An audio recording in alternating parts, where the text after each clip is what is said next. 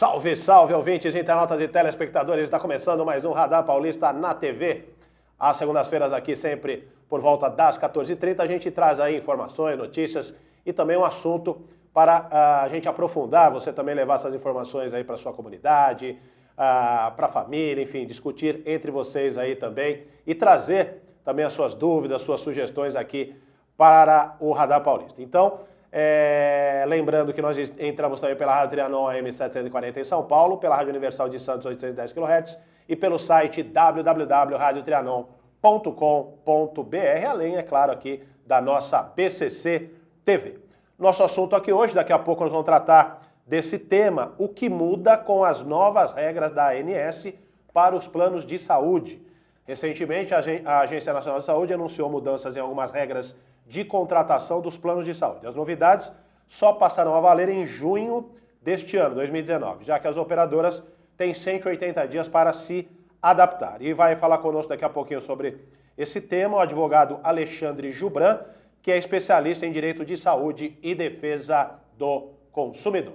Tá certo? Ele já está aqui conosco, mas antes eu tenho aqui alguns recadinhos para passar para você, internauta, ouvinte e telespectador. Temos aqui os nossos apoiadores, o Reserva Cultural, onde você tem aquele complexo gastronômico muito bacana, um café gostoso, livraria, videoteca, tem também aquele bistrozinho para você fazer aquele almoço de negócios, jantar com a família, com o namorado, com a namorada, enfim, se divertir. Você curte lá no Reserva Cultural, que tem também amplas salas de cinema na Avenida Paulista, na Vicentes, no térreo. E você obtém mais informações sobre a programação de filmes no site www.reservacultural.com.br. Tem também o Mais Espaço Lazer, o sucesso do seu evento Cara Verde, amplas instalações. Você agenda aquela festa maravilhosa no Mais Espaço Lazer. Mais informações também no facebook.com/Mais Espaço e Lazer. Tem ainda o Ateliê Comunicação, sua melhor comunicação com o mundo. Mais informações no site, também no facebook.com/Ateliê Comunicação SP. E também a nossa BCC Television, aqui a nossa equipe super profissional da BCC Television, que pode aí lhe ajudar na produção, na divulgação do seu negócio, da sua empresa, do seu serviço.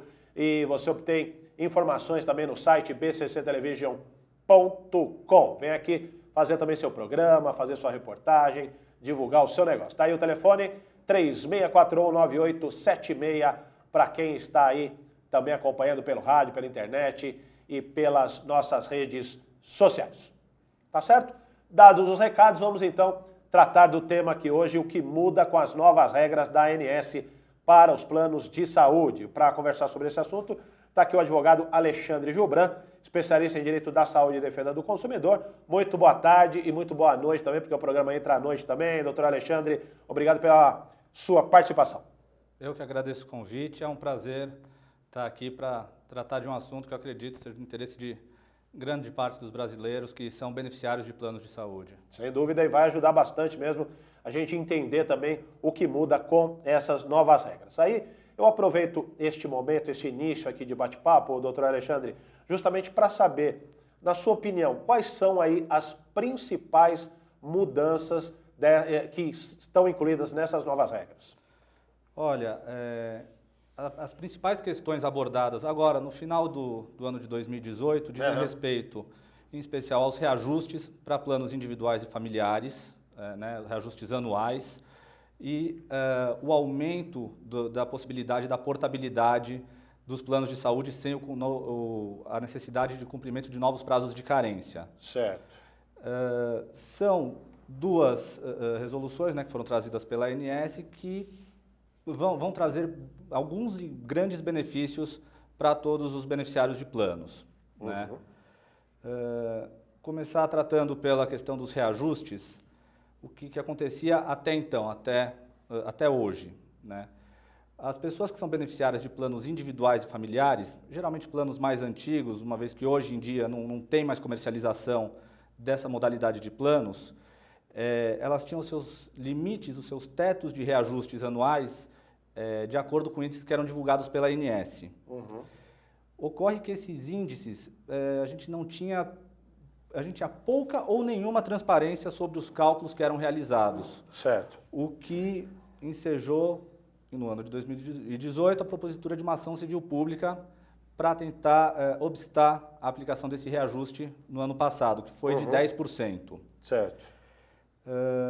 Eu acredito que, com vistas em dar maior publicidade, maior transparência, para que as pessoas realmente saibam da onde está vindo um reajuste tão acima da inflação, porque nós tivemos esse ano uma inflação abaixo dos 4% e um reajuste para planos de saúde na ordem de 10%, ou seja, quase 4 vezes maior. Então, a ANS estabeleceu que, a partir de agora, a partir do ano de 2019, esse reajuste vai levar em consideração as despesas que as operadoras têm com o grupo de beneficiários, atrelada ao IPCA do período. Tá? Então, vai ser feito um cálculo, levando em consideração essas duas variantes, e, segundo informações prestadas pela própria ANS, os percentuais de reajustes vão ser menores do que os que são aplicados hoje em dia. Mas tá? menor também do que a inflação do período? Ou... Não, com certeza vai ser maior do que a inflação e menor do que os reajustes para planos. Certo. É natural que seja um pouco acima da inflação, porque a gente sabe que a inflação de produtos médicos, de serviços médicos, ela corre acima da inflação. Então, a gente sabe que sempre vão vir índices superiores à inflação do período. Certo. O que não dá é para a gente aceitar um índice 3 vezes, 2 vezes e meia maiores do que a inflação efetivamente foi. Qual que é a grande discussão que se tem, ou a grande pergunta que se faz com relação a essa nova modalidade de reajuste, vamos dizer assim? A ANS não apresentou os cálculos que foram feitos, que embasariam a diminuição dos percentuais de reajustes. Ou seja, eles simplesmente falaram, olha, vai ser feito desta forma, com base nesses cálculos, e nós estamos atestando que o reajuste será menor. Ninguém sabe quais foram os cálculos que foram feitos. Essa é uma crítica, inclusive, dos órgãos de defesa do consumidor, o PROCON, o IDEC, que também não tiveram acesso aos cálculos efetuados. Isso vale a partir do ano que vem, certo? Esse novo cálculo. Já vale a partir desse ano. Sim, mas já, quer dizer, as pessoas têm reajuste para esse ano? 2019, no segundo trimestre, no segundo... a ANS vai soltar o índice de reajuste. Tá, porque na verdade essas regras valem para o segundo semestre. Isso. Tá. Outra questão importante. Esses reajustes, eles são aplicáveis para quem tem o contrato individual firmado a partir de 1999. Tá. Contratos anteriores a esta data continuam tendo o mesmo índice de reajuste que nós temos hoje em dia. Ou seja, as pessoas vão perder com isso, né, antes de 99. Porque se ela vai manter Segundo explica a ANS, sim. Mas isso a gente só vai saber com o tempo, se de fato porque esse aí precisa verificar qual realmente... Qual que é o cálculo que está sendo qual vai ser o cálculo. Exatamente. Agora, e a questão da portabilidade, como é que fica? Até o momento, a portabilidade é feita entre planos coletivos, por adesão. O que a ANS implementou agora com essa nova resolução normativa, que vale a partir de junho desse ano? A possibilidade de portabilidade de carências, ou seja, troca de planos, seja coletivo por adesão para plano empresarial para outro plano empresarial, independentemente de operadoras, se você está em uma operadora e muda para outra, ou se muda para um plano na mesma operadora, vai poder fazer a portabilidade desse seu plano sem necessidade de cumprir a carência de novo, de forma que essa nova resolução abrange todas as modalidades de plano.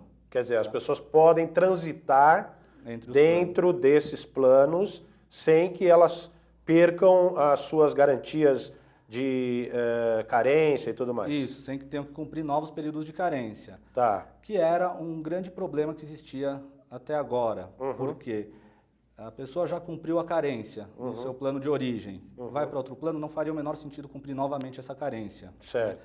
Claro que alguns requisitos têm que ser aplicados, né? Alguns requisitos são necessários, entre eles, se é o primeiro plano de saúde da pessoa, tem que estar nesse plano há pelo menos 2 anos. Se já é o segundo, o terceiro, o quarto plano, tem que estar há pelo menos 1 ano. Tá? Outra questão que também trouxe benefícios é com relação aos prazos para troca de planos. Até hoje, a pessoa tinha um prazo de 90 dias contados do aniversário do plano, né, para fazer essa portabilidade. Não existe mais prazo agora. Não tem prazo nenhum. a qualquer dia do ano você pode realizar essa portabilidade, desde que cumpridos aqueles 2 anos para o primeiro plano ou 1 ano para os planos subsequentes. Tá certo. Desse ponto de vista, então, melhorou bastante para o consumidor. Bastante. E Tá. esse foi um avanço muito grande para o consumidor. Uhum. Agora, tem também, por exemplo, plano com contrapartida ou coparticipação e também plano com franquia, que já faz parte também dessa nova norma. O que significam essas nomenclaturas aí? Tá.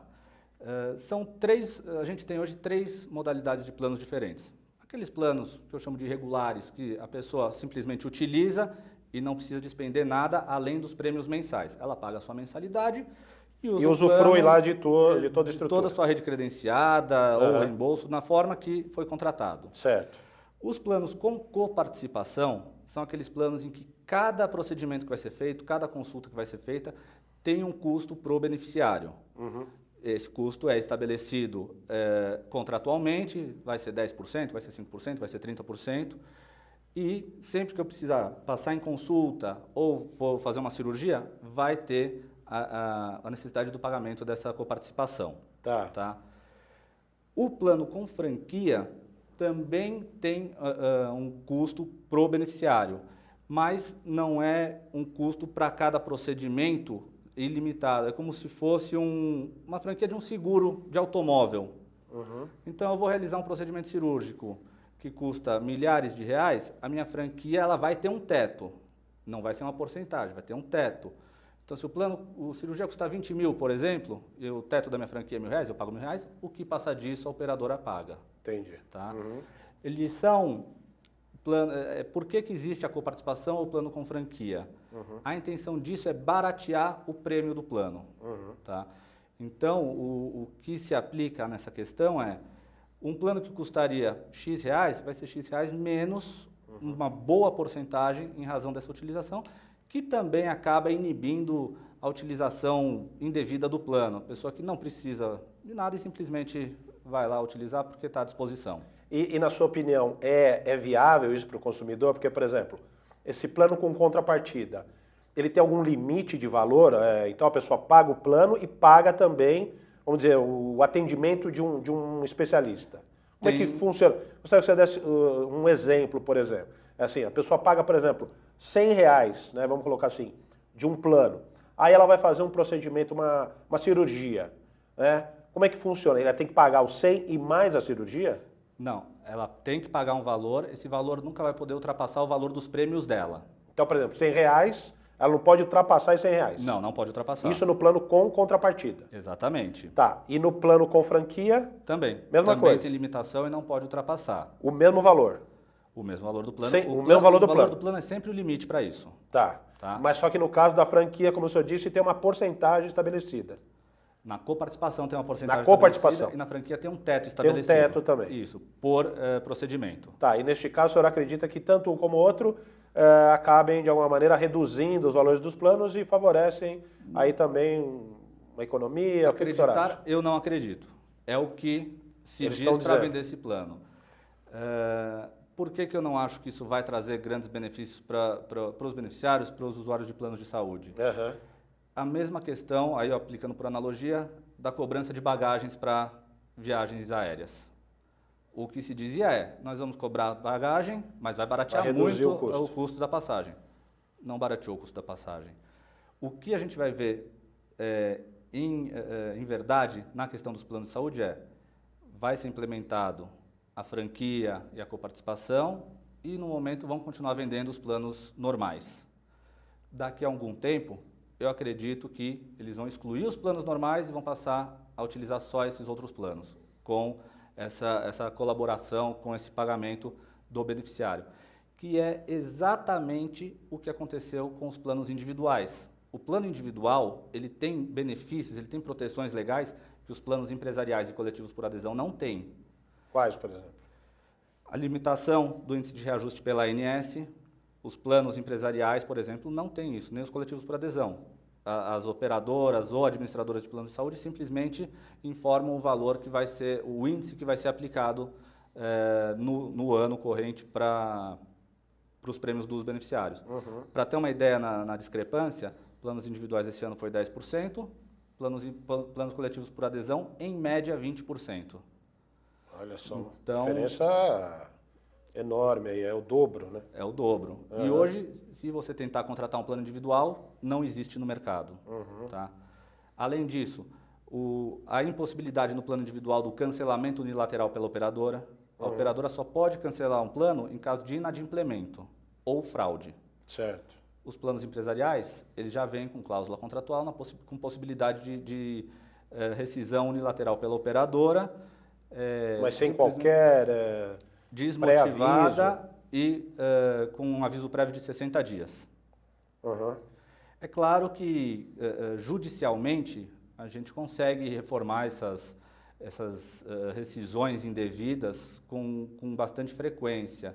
No início do ano passado também uma grande operadora cancelou só em São Paulo 500 contratos com empresas, com planos empresariais. Então foi o começo do ano só reativando o plano para essas empresas. Por quê? O que eles alegam? Que eles não alegam nada, é aí que está. Simplesmente denunciam o contrato, porque certamente os beneficiários dessa empresa estão dando mais gastos do que o esperado e o valor dos prêmios não está suprindo isso. Mas só que eles não podem falar isso. Não podem. Contratualmente podem, pelo Código de Defesa do Consumidor não. Tá? Por quê? Apesar do plano ser contratado pela empresa empregadora, estipulante, não é a empresa que fica doente, não é a empresa que vai para o hospital. A ponta nessa relação é o consumidor, é o beneficiário final. Entendeu? Então, é ele que deve ser protegido em caso de qualquer abuso, de qualquer conduta nesse sentido perpetrada pelas operadoras. Agora, o que os planos, dentro dessa nova configuração, devem cobrir obrigatoriamente? Porque me dá a sensação de que uma pessoa que vai fazer um desses planos que a gente acabou aqui de falar, com participação, com franquia, um certo receio, mesmo o consumidor tendo ali um limite de pagamento, mas assim, vai fazer uma cirurgia mais complicada, muito cara, dá uma certa insegurança. Eles têm que cobrir exatamente, são todas as doenças pré-existentes, tem aí uma série de situações. Gostaria que o senhor comentasse isso. Doença pré-existente, na verdade, são aquelas doenças que a pessoa já possui quando vai contratar o plano. Verificada essa doença, essa condição já do beneficiário, a operadora vai poder imputar para ele um período de carência, de cobertura parcial temporária, que a gente chama, né? De até 24 meses. Ou seja, ele tem cobertura para tudo, menos para essa doença pré-existente durante este período. Tá? Tem essa carência aí também. Exatamente. Mas, supondo que a pessoa não tenha nenhuma doença pré-existente, contratou o plano, já cumpriu os períodos de carência da contratação, quem define quais são os tratamentos que esse beneficiário, que esse paciente vai necessitar, é exclusivamente o médico que o acompanha. Tá? Não cabe à operadora do plano, aos peritos da operadora, a terceiros, a junta médica que seja, indicar qual que é o tratamento mais eficaz para o paciente. Só para o médico que o acompanha. Ou seja, o que for necessário para garantir a sobrevida, para garantir a cura desse paciente, é o que tem que ser custeado pelo plano. Porque se o plano ele serve para proteger a pessoa, o beneficiário, contra eventuais patologias, contra eventuais doenças, a gente não tem como descrever quais vão ser todos os tratamentos que existem no mercado para determinada patologia. Até porque mensalmente, semestralmente, acredito eu, surjam centenas de novos tratamentos, de tratamentos mais eficazes no mundo. Né? E com os avanços médicos, é claro que o custo fica mais alto, tudo que é mais recente, tudo que é melhor, vamos dizer assim, tem um custo mais caro.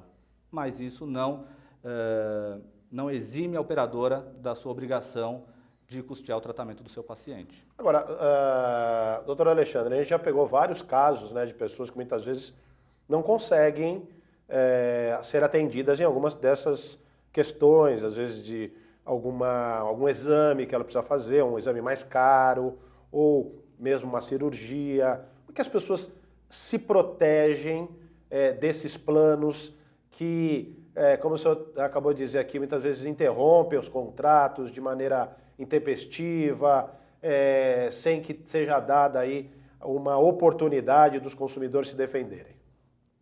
Vamos lá. É muito comum. Negativas de planos de saúde com relação a tratamentos, exames ou quaisquer procedimentos, é muito comum a gente ver no dia a dia isso. Especialmente, como eu falei, tratamentos mais recentes. Dois grandes exemplos disso são os exames PET scan para tratamento oncológico e também para tratamento oncológico a radioterapia que é por IMRT, que é uma radioterapia mais recente, uma radioterapia que ataca só as células cancerígenas. É um exame e um procedimento que são caros, muito acima dos exames e radioterapia convencional, por exemplo, e invariavelmente tem as suas coberturas negadas pelas operadoras. O que cabe ao beneficiário, como que ele vai buscar os seus direitos, o seu tratamento? Infelizmente, ele vai ter que se valer do Poder Judiciário. Tá? O Poder Judiciário é o único órgão capaz de obrigar uma operadora a fazer ou deixar de fazer algo. Tá? Um bom passo, um bom sinal é que no estado de São Paulo, assim como nos demais estados da federação, o judiciário tem sido muito firme em combater essas abusividades dos planos. Então, o que a gente percebe é que, de forma muito rápida, a gente já consegue uma resposta do Poder Judiciário para liberar tratamentos, em especial quando são tratamentos que colocam em risco a vida do paciente. Mas ele vai ter que despender um dinheiro e tempo para entrar na justiça e solicitar vamos dizer, essa decisão que se espera favorável. Pode ser que não também, né? Eu costumo dizer que não existe uma ação, qualquer que seja a matéria, que tenha 100% de chance de êxito, ou algo, como falar, isso aqui é uma ação ganha. Isso não existe. Sim. Tá? A gente trabalha com estatísticas, com o que o ordenamento jurídico traz, né, o que as leis trazem para nós, aliado ao entendimento jurisprudencial. Então, assim, são ações que têm chances de êxito muito altas, né? Mas é evidente que não existe nada 100% garantido e o beneficiário vai ter, sim, despesas. Seriam as custas processuais, né, que são as taxas recolhidas para o Tribunal de Justiça, além dos honorários de um advogado que ele eventualmente contratar. Agora, isso que o senhor está dizendo aqui, por exemplo, isso é estabelecido em contrato, né? Tudo ali. O que o contrato deve estabelecer?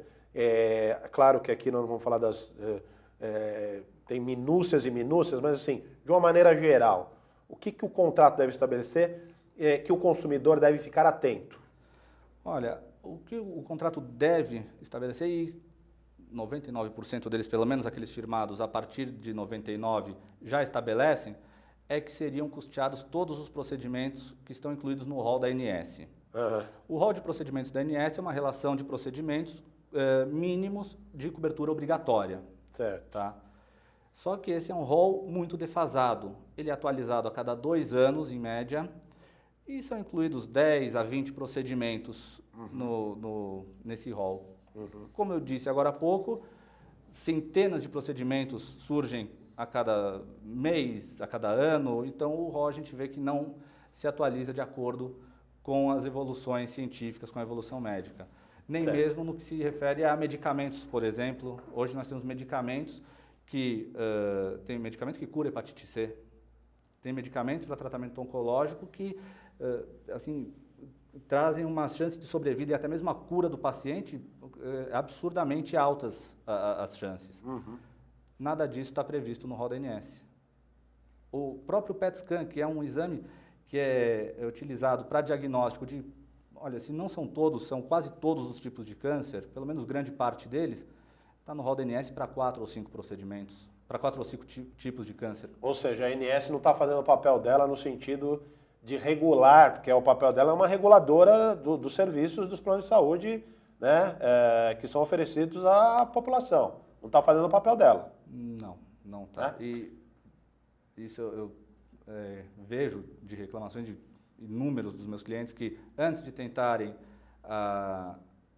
o fornecimento do medicamento ou a cobertura do tratamento via judicial, procuram a ANS para fazer alguma reclamação, para ver se vai ser tomada alguma providência.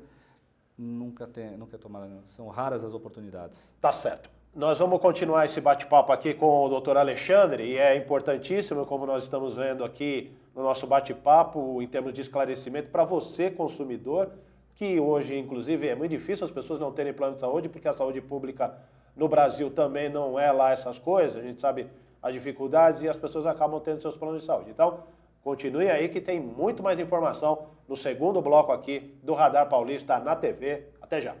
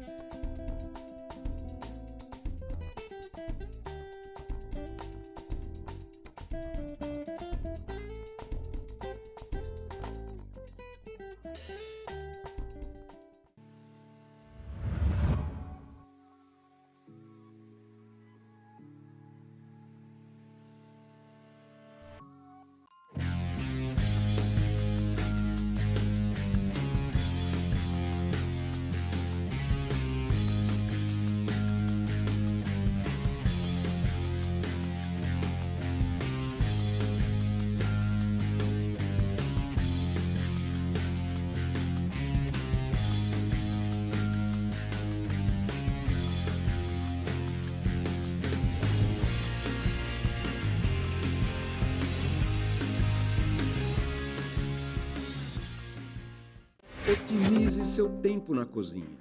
O forno elétrico Lair é um eletrodoméstico prático e eficiente, ocupa pouco espaço e muito bonito. São diversos tamanhos e modelos que deixam seu assado mais uniforme e saudável, com controle de temperatura e fácil de limpar. Lair, há 78 anos fabricando fornos, fogões e churrasqueiras elétricos e a gás, com muita qualidade e beleza.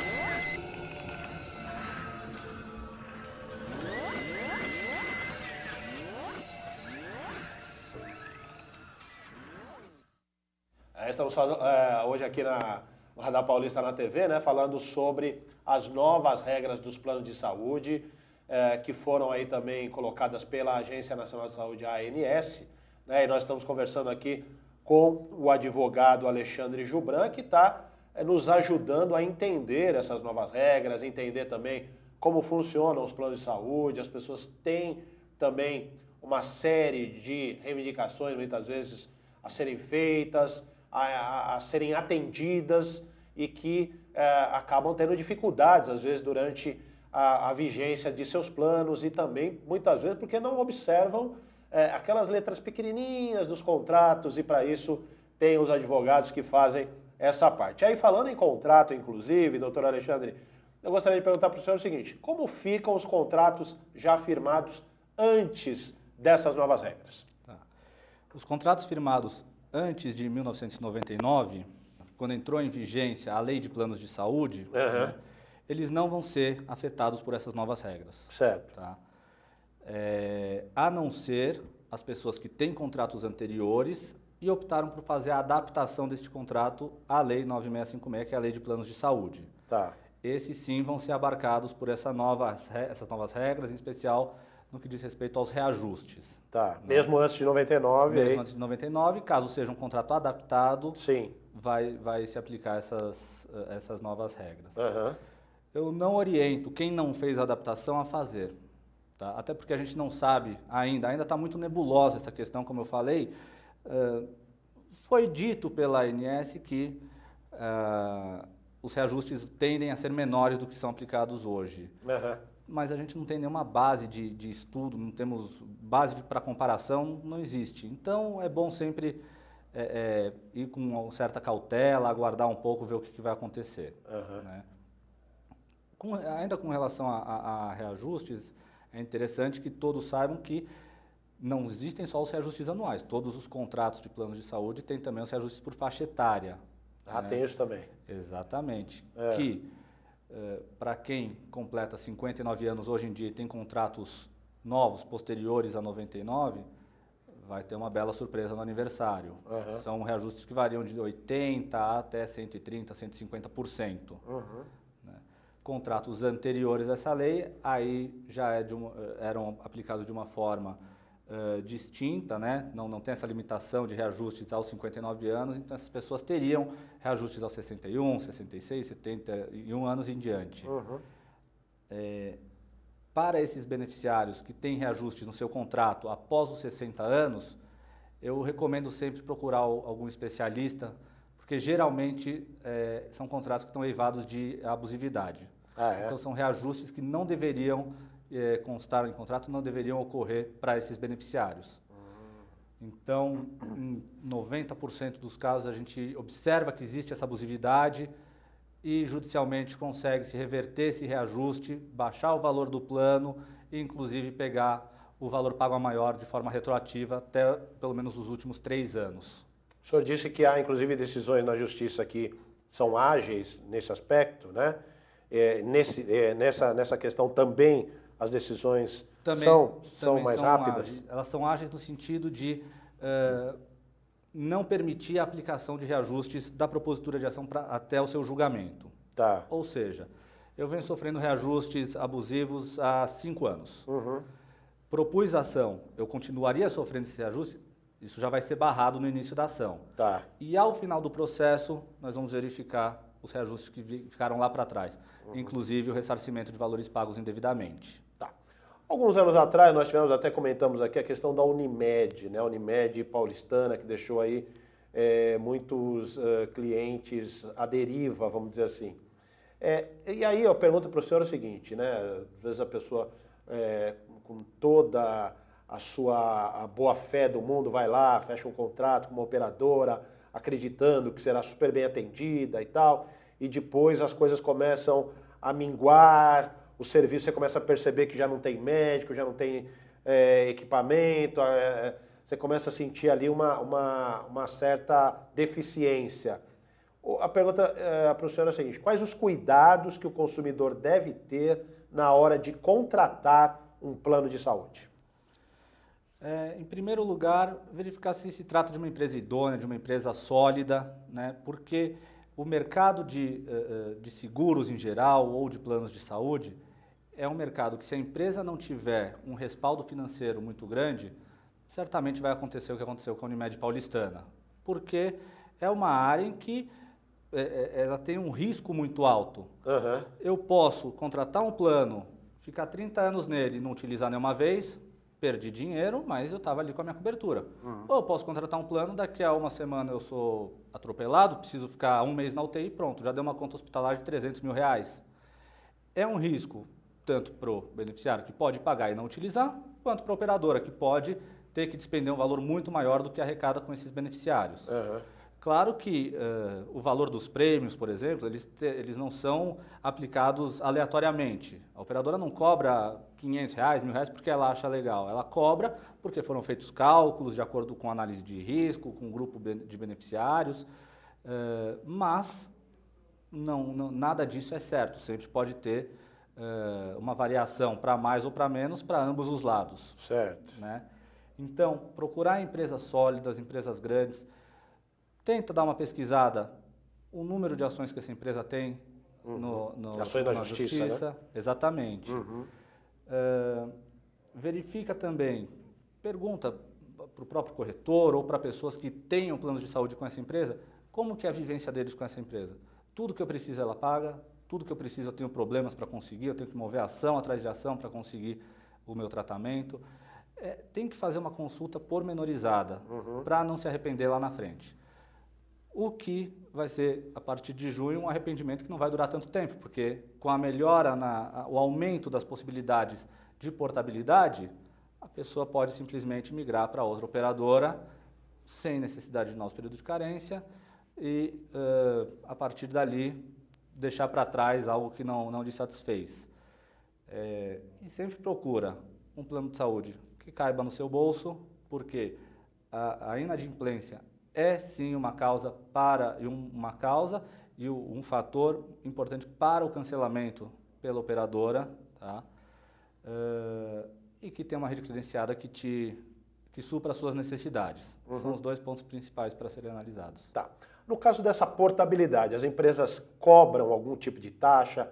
Tem algum valor ali que inclusive esteja constando em contrato para o caso de a pessoa, durante essa vigência contratual, ela queira fazer essa migração para uma outra operadora, ou a operadora não pode cobrar nenhuma taxa? Nem a operadora de origem, que é onde ele tem o plano atualmente, nem a operadora de destino podem cobrar taxas. Tá?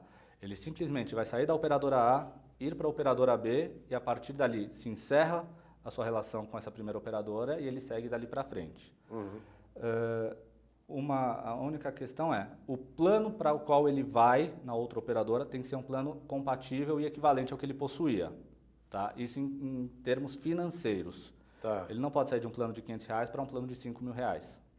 Ah, não pode? Não pode, porque ele cumpriu as suas carências num plano de R$500, que certamente tem uma rede credenciada muito baixa. Tá. Não faz sentido ele ir para um outro plano que tem hospitais de alta complexidade, hospitais de ponta, sem cumprir a carência desses hospitais. Entendeu? Então sempre tem que ser um plano equivalente. Tá. Falando em carência, o que é, afinal, essa carência? Porque às vezes a gente fala carência daqui, carência dali, e as pessoas ficam na dúvida, né? O que será que é essa carência? Dá uma explicada do ponto de vista jurídico para nós, por favor, aqui, doutor Alexandre. Tá. De forma simplificada, a carência é o período em que o beneficiário tem o plano contratado e que não pode utilizar determinados serviços.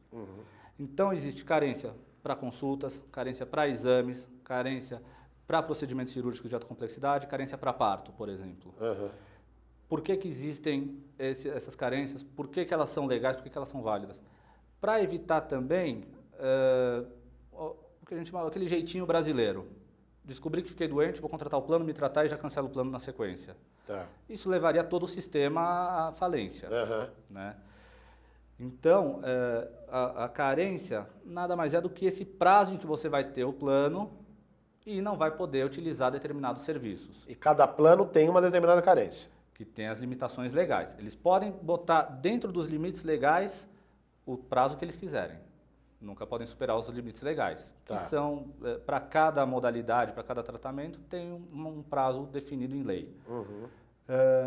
A única carência, o único tipo de atendimento que tem a carência praticamente inexistente, que é uma carência de 24 horas só, é para atendimentos urgentes, de urgência ou de emergência. Tá? Então, contratei o plano hoje, amanhã eu estou com a carência ainda, Uhum. no dia seguinte, se eu infartar, se eu for atropelado, se eu sofrer um acidente, sendo urgência e emergência, o plano tem que custear todo o meu tratamento. Tá, entendi. Tá? Questão de reajuste. Vamos voltar um pouquinho à questão de reajuste para as pessoas entenderem quando que é cobrado esse reajuste. Então, supondo que a pessoa passou, o contrato dela passou a vigorar no dia 1º de janeiro deste ano. Quando é o primeiro reajuste do plano? É um ano? É justamente um ano? Qual que é o período de reajuste? O reajuste é sempre no aniversário do plano. Aniversário do plano é a data da contratação dele. Uhum. Então, eu contratei o plano agora, meu primeiro reajuste vai ser no aniversário dele. Uhum.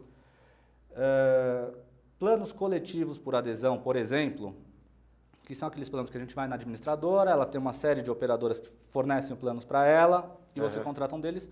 Geralmente são pessoas que não têm empresa, por exemplo, ou não trabalham em uma empresa que forneça o plano, tem que ir através de entidades de classe, sindicatos ou associações.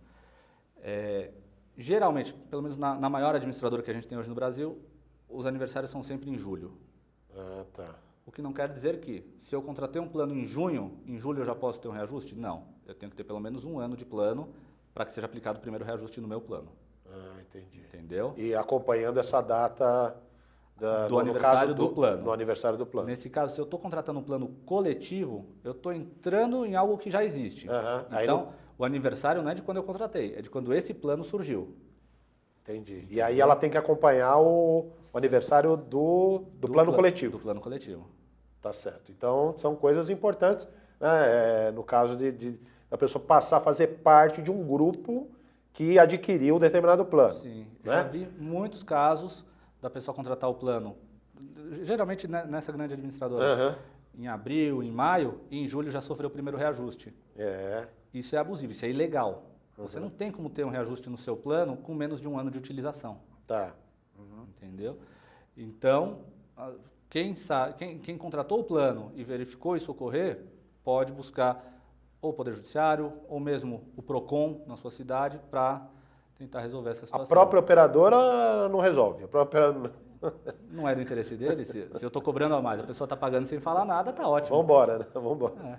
Bom, aí no caso de um funcionário, vamos colocar aqui um exemplo, né, de uma determinada empresa que seja demitido. Ele tem direito a continuar no plano de saúde dessa empresa? Existe sim a possibilidade de manutenção do plano ativo para o ex-funcionário, desde que cumpridos 2 requisitos. O primeiro é que haja contribuição por parte do funcionário. Ou seja, o meu plano custa R$100, no meu Olerite vem descontado R$10, R$1, 1 centavo, ele contribuiu para esse plano. Tem que contribuir com alguma coisa? Tem que contribuir com alguma coisa. Tá? Isso é o que consta expressamente em lei. Certo. Tá? Claro que a gente parte também de um ponto em que, mesmo aquelas pessoas que não contribuíram para o plano, têm direito à manutenção desse plano. Tá? Porque é o que a gente chama de contribuição indireta. Ele tem esse plano em razão de um vínculo empregatício. Ele está contribuindo para esse plano através dos serviços que ele presta para a empresa. Né? Existem essas duas vertentes, a análise expressa da lei ou a flexibilização da lei. Certo. Esse é um assunto que está muito discutido no judiciário. Inclusive, em São Paulo, todas as ações que versam sobre esse assunto estão suspensas até o Tribunal de Justiça definir qual vai ser o entendimento que seria aplicado nesses casos. Não existe ainda uma decisão. A gente tem decisões de ambos, os sentidos. lados. Exatamente. Então, vamos partir do que prevê a lei. Tá? É a contribuição direta do funcionário e ter sido demitido sem justa causa. Isso já garante a sequência do plano. Garante a sequência Isso do já, plano. já garante. Já. O que está em discussão é o funcionário que não contribuiu. Isso. Tá.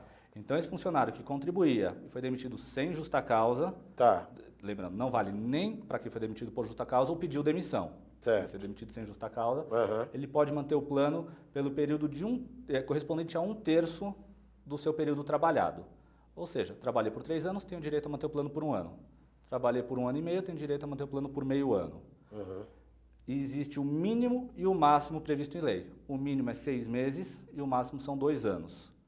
Então, se eu contribuir só por 1 mês e fui demitido sem justa causa, eu posso manter por 6 meses esse plano. Tá?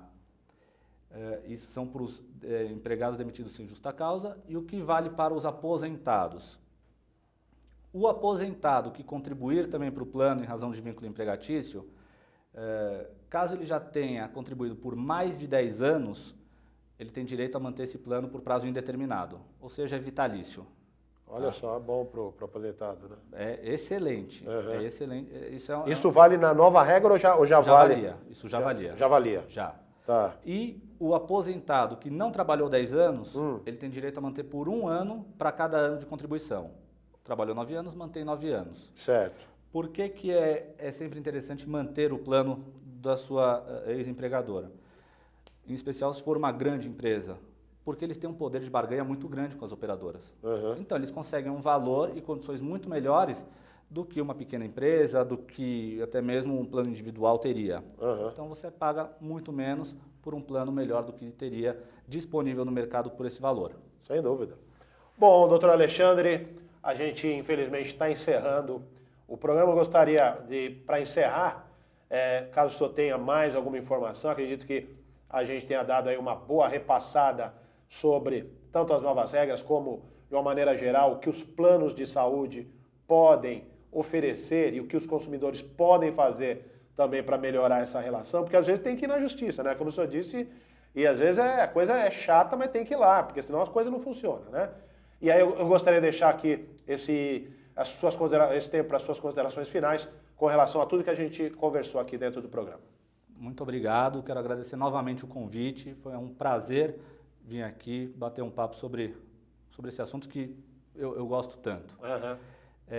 Queria dizer para o nosso espectador que, tendo e verificando qualquer abusividade, qualquer ilegalidade, seja com relação a reajustes, a procedimento negado, vá atrás dos seus direitos, seja no PROCON ou procure um advogado especialista na área, porque muita gente deixa de de passar por tratamentos ou acaba custeando o tratamento por falta de informação.